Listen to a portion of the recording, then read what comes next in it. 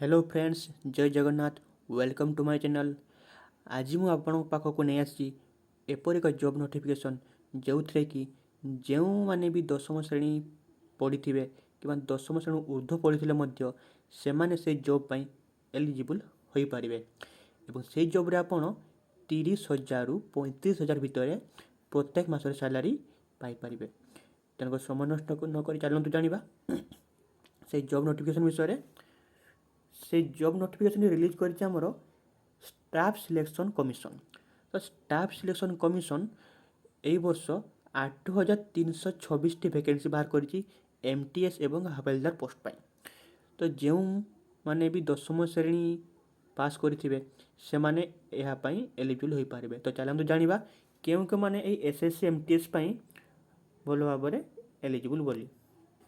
तो प्रथम होछि आपन तो 10th पास हेइथवा दरकार एवं जो माने भी एमटीएस पाई अप्लाई करिवे तांकर बयस 18 रु 25 वर्ष होइथा दरकार एवं जो माने हवलदार पोस्ट पाई अप्लाई करिवे सेमानकर बयस 18 रु 27 वर्ष होइतले भी मध्य हेइ पारिबो।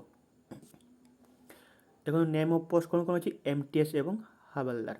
तो एसएससी तरफ रु आसी एमटीएस एवं हवलदार पाई वैकेंसी अछि जोतरे कि एमटीएस पाई अछि 4,887 पोस्ट एवं हवलदार पाई अछि 3,439 टी वैकेंट पोस्ट बुझ पाले। नेक्स्ट देखंतु लिख देला एटी एमटीएस पाई 4,887 एवं हवलदार पाई 3,439 टी पोस्ट वैकेंसी अछि। कैटेगरी कौन गवर्नमेंट जॉब। तो ये जो जॉबटा होची आपनकर गवर्नमेंट जॉब कौन सी प्राइवेट जॉब नुहे हम सेंट्रल गवर्नमेंट रो आपन माने जॉबटा पाइबे। एग्जाम केमती होबो ना एग्जामटा होची नेशनल लेवल माने इंडिया रो प्रत्येक जगह रु लोक माने एग्जाम टी अप्लाई करि पारिबे। एप्लीकेशन मोड ऑनलाइन मोड रे आपनकर एप्लीकेशन डेटा अप्लाई होबो 27 जून रु 31 जुलाई पर्यंत।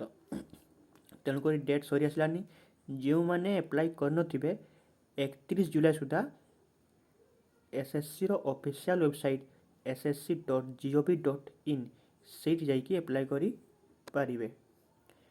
एग्जाम केमती होबो कंप्यूटर बेस्ड रे आपनको एग्जाम होबो। सिलेक्शन प्रोसेस केमती रहिछि आपनको गोटे एग्जाम होबो ऑब्जेक्टिव टाइप रो गोटे एग्जाम होबो सेठी जो माने क्वालिफाई करिवे जदि एमटीएस पाई थिबे सेही ऑब्जेक्टिव एग्जाम टी क्वालिफाई करला परे तांकर डॉक्यूमेंट वेरिफिकेशन होबो तापर से माने जॉइन करि पारिबे। जो माने हवलदार पोस्ट पाई थिबे तांकर एग्जाम देला परे तांकर फिजिकल एफिशिएंसी टेस्ट होबो। एमटीएस पाई सेमती किछि फिजिकल एफिशिएंसी टेस्ट हेबारो नाही। सैलरी केते आसीबो ना आपन सैलरी पाई पारे 30,000 रु 34,000 भितरे विभिन्न प्रकार आपन अलाउंस सब मिसी किना आपन सेठी पाइबे 30,000 रु 34,000 प्रत्येक मासरे सैलरी पाइबे।